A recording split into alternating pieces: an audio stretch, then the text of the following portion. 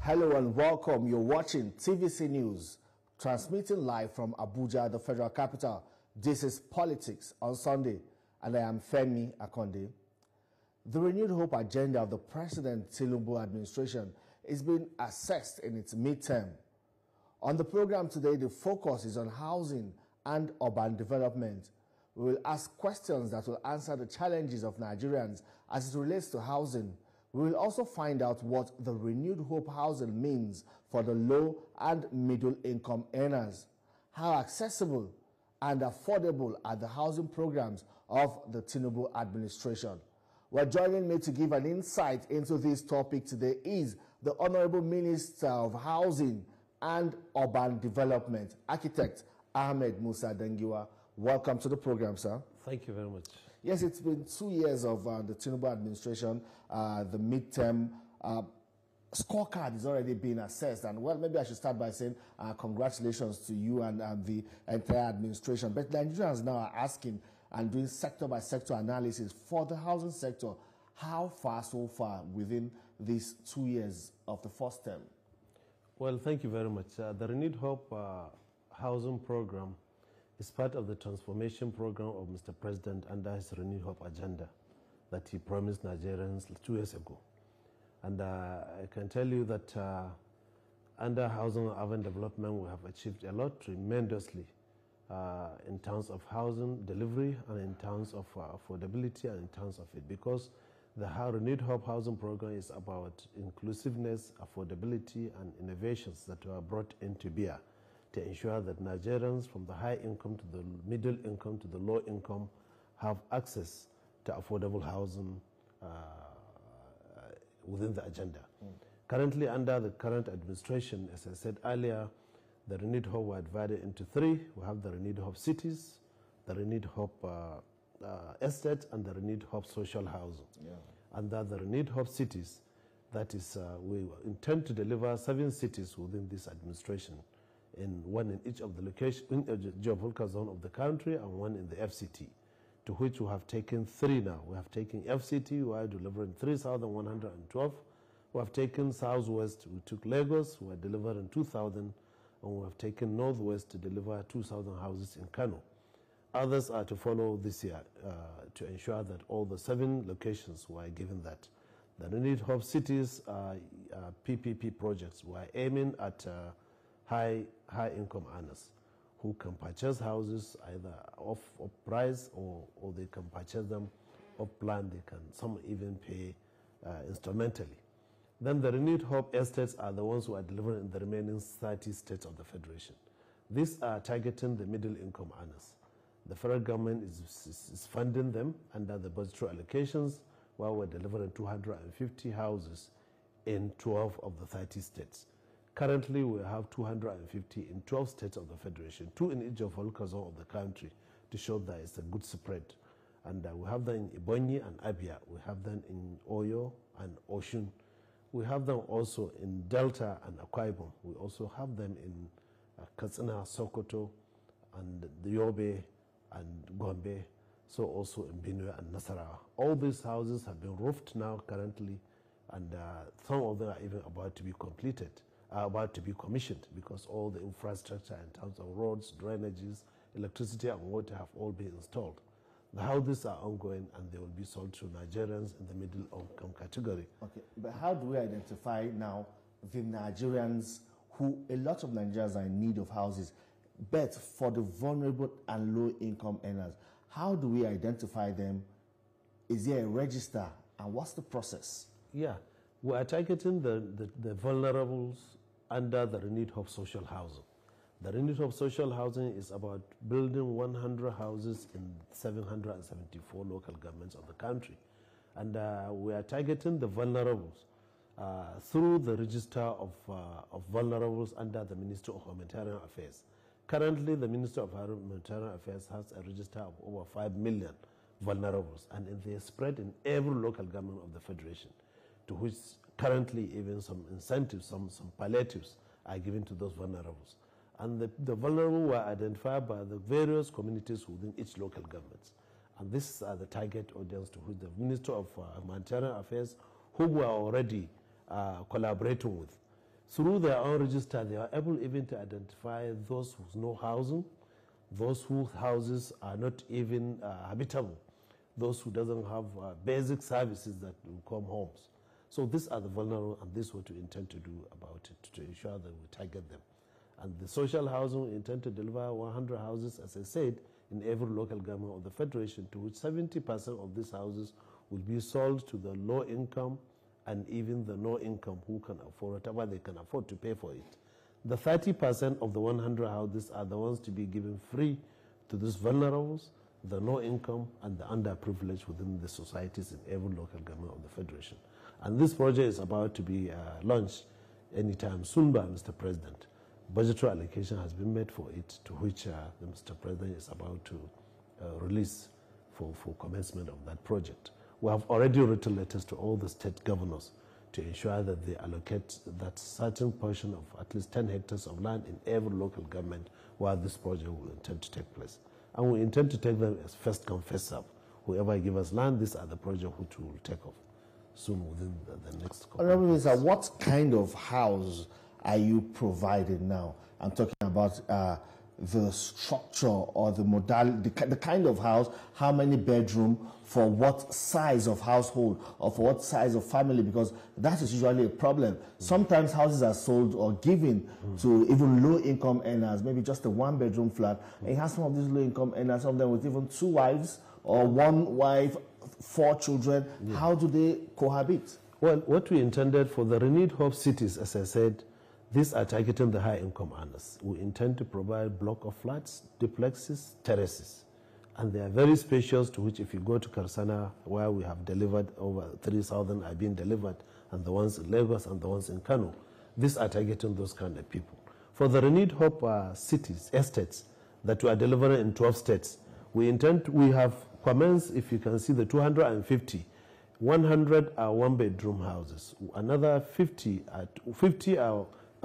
is two-bedroom houses, and then another 100 is a three-bedroom houses. And this one bedroom can be converted into 2 bedrooms, and the 2 bedroom can be converted into 3 bedrooms.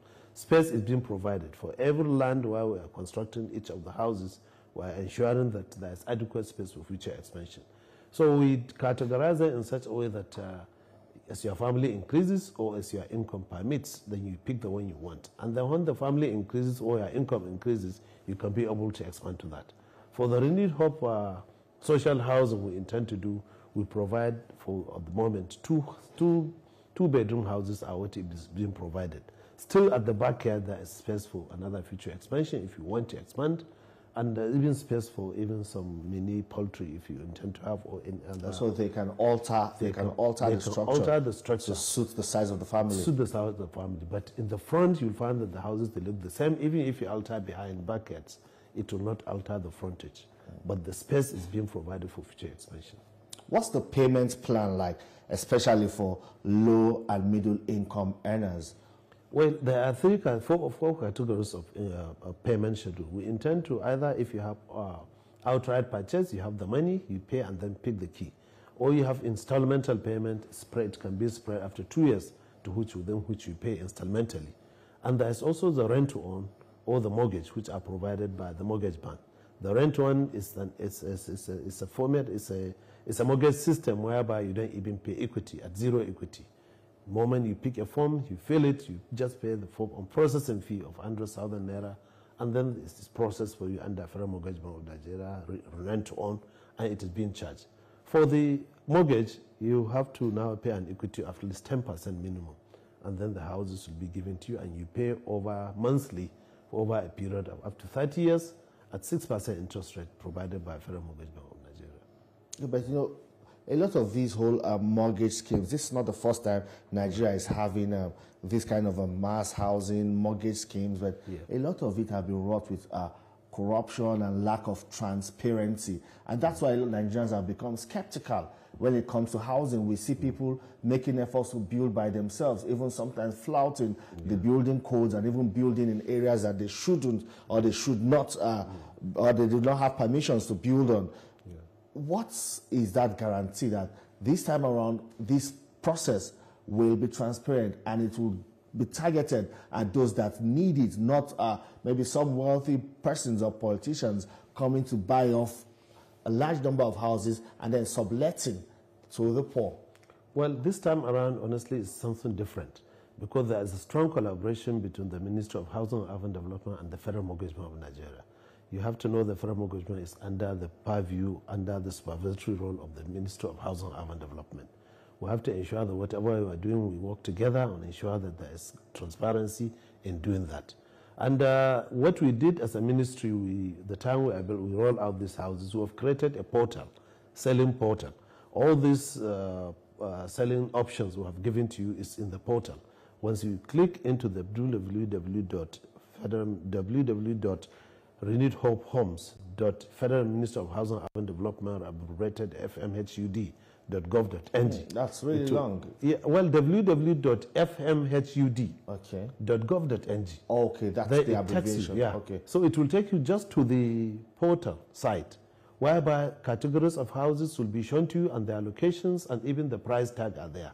Then you pick the one you want. Then it will lead you to another platform where it will ask you what are the payment options. If you pick the payment option, the ones that are related to Federal Mortgage Bank, it will link directly to the website of FNBN, to whose process of mortgage will commence.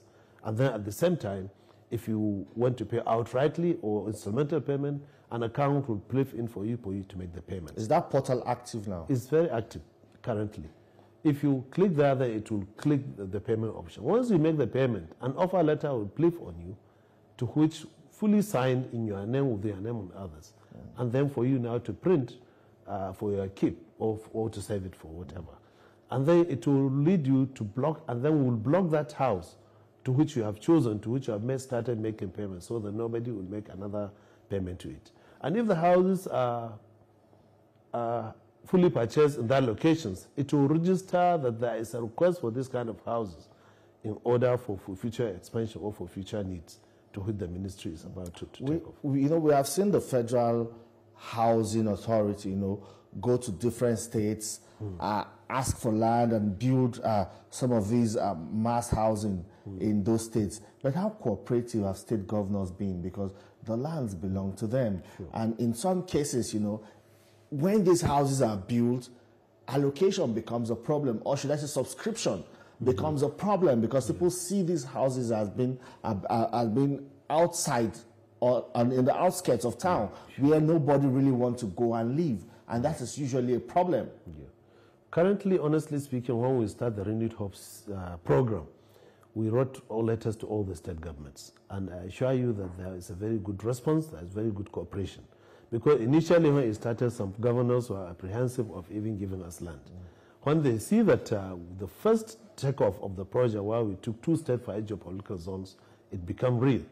And we went around doing groundbreaking in all the 12 states of the Federation, including Abuja and even FCT, where Mr. President did the groundbreaking. So when they saw that it's a bit real now, that's when they started churning out their own lands. Currently, we have land in every state of the Federation. And state that has given us a land that is not accessible, or the topography of that land will give us a problem in constructing, we reject that land. And some governors have started even replacing it with the ones who have rejected. Beyond building the houses now, infrastructure, other kind of infrastructure in terms of accessibility of roads and other basic amenities. Sometimes these houses help build up new communities from scratch. Yes. How do we ensure that there's equitable development, not just the houses springing up now, other basic amenities that would also complement the lives and livelihood of people around there are also put in place? Yes. If you remember the time we did the groundbreaking in Abuja here, when Mr. President did the groundbreaking in Kasana, I put up a request to the President to direct the Minister of FCT and Minister of Works to ensure that they provide access road into our locations where we have obscure land, especially in the renewed hope cities. And the President gave that directives. And the Minister of FCT graciously is constructing currently a road from the highway along Kubwa Road into the renewed hope cities. And you'll find that to the site and even 5 kilometers away from the site. And that's an advantage to any upcoming development that is coming there. And for the renewed hope estate that we are doing in various states of the Federation, initially, as I said, we requested state governments to ensure they give us accessible land. So far, the 14 sites that we have taken, I assure you that they are all accessible on the road, and none of them is an obscure location to cause any access problem. Well, Minister, Honorable Minister, at the recent event, you issued a strong warning to property owners, about the need for them to comply with the payment of ground rent. This has become very contentious now. Yes. We saw what also happened in the FCT when the minister went out to enforce the payment of ground rent. But how are you ensuring compliance? Because this is also very crucial in terms of revenue generation and helping to use these monies for other meaningful development. Yes, quite well. The time we made that announcement, and we also gave an ultimatum. Yes, we gave an alternative 60 days. You'll be surprised how we got a response from the public. Many people are even writing to tell us that they want to pay, and then we should give them how to pay, or we should direct them on our portal or on our remitter account to which they need to pay. So we have been doing that, and we have received a tremendous response from the cooperation from the public. That's why we now give another alternative or another 2 months to which those that have not paid, they should be able to pay. And I assure you that we are doing that, and people are responding generously. And what level of income are we expecting from these particular ground rent payments?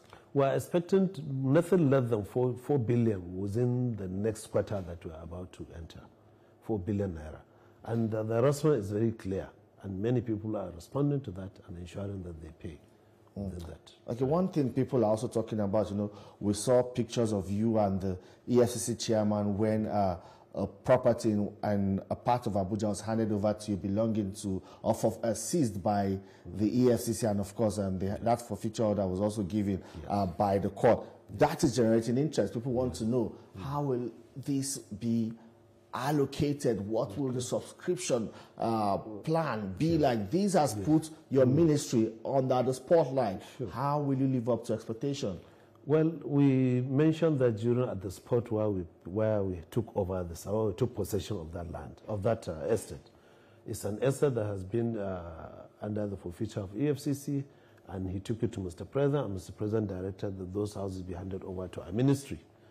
With a clear directive to complete these houses, and when we complete them, we sell them to public, and a portion of them to be allocated to the government institutions. And that's what we are doing. So the time we visited the site, to which some of our staff have taken inventory of the site, we realized that we need to finish all the entire infrastructure, the roads, the drainages, the water, electricity. We have to also complete entirely all the ancillary facilities within the site, sports facilities, shopping malls, and any other facility that need to be there. And the units need to be completed at least to have semi-finished. We want to finish them up to the roof level and plaster outside, so that the categories of the duplexes will look the same thing. Nobody will come and add another floor on an existing 2 or 3 floor that is designed for. So that by the time we roof them, they become uniform. Nobody will do that. On the terraces, they look uniform. On even the duplexes, they will look uniform. On the block of flat, they look uniform. So that's what we intend to do. We have now taken inventory. We are doing the assessment in the office. What level of completion are these? Well, the completion, most of these houses have reached roof level.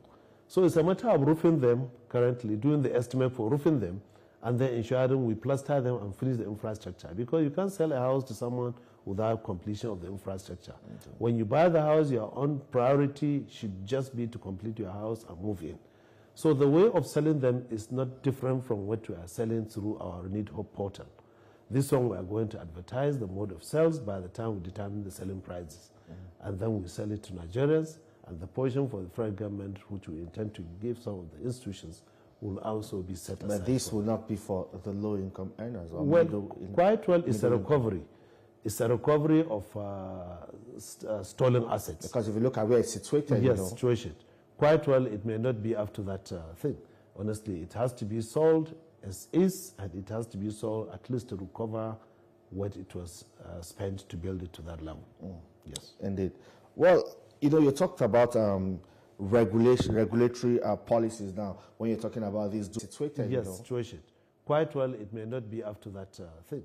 Honestly, it has to be sold as is, and it has to be sold at least to recover what it was spent to build it to that level. Yes. Indeed. Well, you talked about regulatory policies now when you're talking about these duplexes to ensure that people don't flout the original structural plan. Yes. Let's talk about regulatory policies in these your sector. There's a report by the Building Collapse Prevention Guild which shows that Nigeria has experienced 135 building collapse incidents and 26 deaths between 2022 and 2024. All of these are avoidable, but how do we ensure that the people working in this sector comply with the laid down rules and regulations? And how are you going after them, monitoring and doing oversight to ensure that all of these regulations are complied with to avoid this building collapse?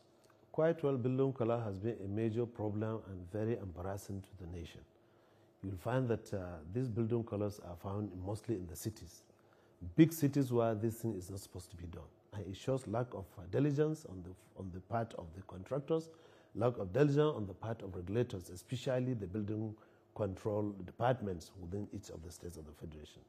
And you need to know that building collapse, most of it happen within the purview of the state governments. A building collapse that happens in a state, the federal government doesn't have a hand in giving the planning approval to it. But as a Minister of Housing and Urban Development, we set up a committee currently, and that committee we wrote to all the regulatory agencies, the ARCON, Architectural Registration Council of Nigeria, the Nigerian Society of Engineers, the COBON, and also the estate surveyors. And each of them, we told them to give us two of their members to be in that committee. And we wrote to all the state governments to give us also their own members, one each, to which that committee is about to be inaugurated within a couple of 1 or 2 weeks. And once that one is done, we'll sit down and look at it. What the ministry is about to do is to ensure that if there's a building collapse in state A, federal government will move in through its controller in A. We have controller of housing in every state of the federation. We'll go and do our investigation. Even if the state government is doing that investigation, is not doing the investigation, we'll send an expert. We have already designed a form of checklist, what needs to be checked to ensure that who is the culprit. Through the checklist, you can be able to identify at what level there was a non-compliance. And once we establish that non-compliance, we'll hand over to the state, we'll publish it to the public, and we'll tell the so-so person are the ones that are culpable for the collapse of so-so building. And the state government will be urged to ensure that they prosecute that person or that agency or that particular person who has done that. If we don't do that, then the embarrassment will fall on Nigeria, and everybody will be saying that Nigerian buildings are not safe. So that's what we intend to do, and that committee is about to integrate it by next 2 letters by upper week. Okay, let's talk about the housing sector again.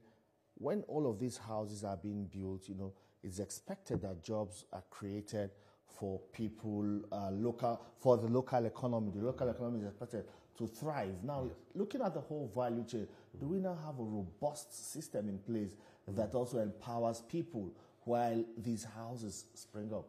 Yes, let me tell you, currently under this administration where we have 14 sites ongoing currently, we have done up to 10,112 houses. They are ongoing. Most of them are almost 10,112 houses that have been done within this 2 years administration. That's scattered across the country. Scattered across the country in 14 states, 14 locations. That 10,000 houses, I assure you, per every house you build, you are creating 25 jobs. And that 25 jobs times 10,000, you are creating 250,000 jobs. And these jobs are being maintained to the completion period of these houses. And I assure you, it cut across the artisan, the skilled and unskilled labor, to the sellers of building materials, to the vendors of foods and water and whatever you have to do on that. There's a lot of value chain from the carpentry to iron benders to masons to bricklayers. All these ones are being employed within that time. And surprisingly, you'll find that for every laborer that is working on site, he got a minimum of 3,000 to 5,000 daily. If you multiply by 30, he's getting 90 to 150,000 naira monthly, which is way even above the national minimum wage that we're having. So it's creating a housing sector. It's a sector that creates jobs, that ensure that the local economies are stimulated. Because in that location you are building, you are also stimulating the economies within that locations. So there is a lot of job creation within the housing sector. And I assure you that with the houses that we are going to roll out before end of this year, you will find that you will get nothing less than 2 million jobs.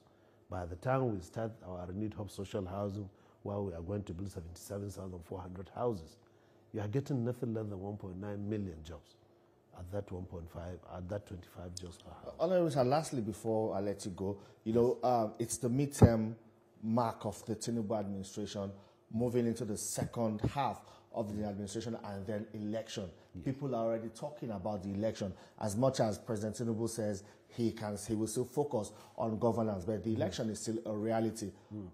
With what he has achieved in the first 2 years now, yes, would you say it's enough? Because not everyone agrees that it's enough to earn him a re-election in 2027. I assure you that what we have done, especially in housing and urban development, is enough for him to earn him re-election in 2027, because a lot of Nigerian hopes has been enforced. Apart from the housing that we are doing as a ministry, we are also doing national urban renewal and slum upgrade. Currently, we have completed over 150 locations of this slum upgrade, and over 100 are ongoing. And this is just within our 2 years in office, or half tenure to that administration. And the renewed slum upgrade, we are targeting the vulnerable where they don't have access to water, some access to sanitary conditions, roads, drainages, street lightings. We have captured over 150 communities that are fully completed and 100 are ongoing. So these are some of the things that if you look at it, apart from other sectors, if you go to health sector, that's a tremendous achievement. If you go to road under Ministry of Works, they have that thing. We have seen what has happened yesterday and today, where President commissioned a lot of projects that are there. And these are projects that are bringing a lot of hope to Nigerians, where some of the places the hope has been lost. And if you look at even the minimum wage that the president has already given out to Nigerians, the minimum wage of 70,000, it is even more than double what you used to have before. And Nigerian hopes has been even raised. Even the hope of acquiring a house is even raised now because the affordability rate has been increased.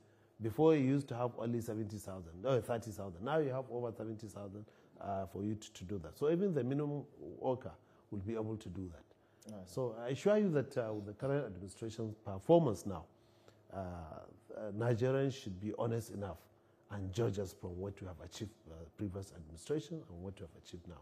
All right, then, Honorable Minister of Housing and Urban Development, yes, Architect Ahmed Musa Dengiwa, thank you for your time, and Nigerians still expect a lot more from your ministry. Well, that's it on the program today. Thank you so much for being part of it.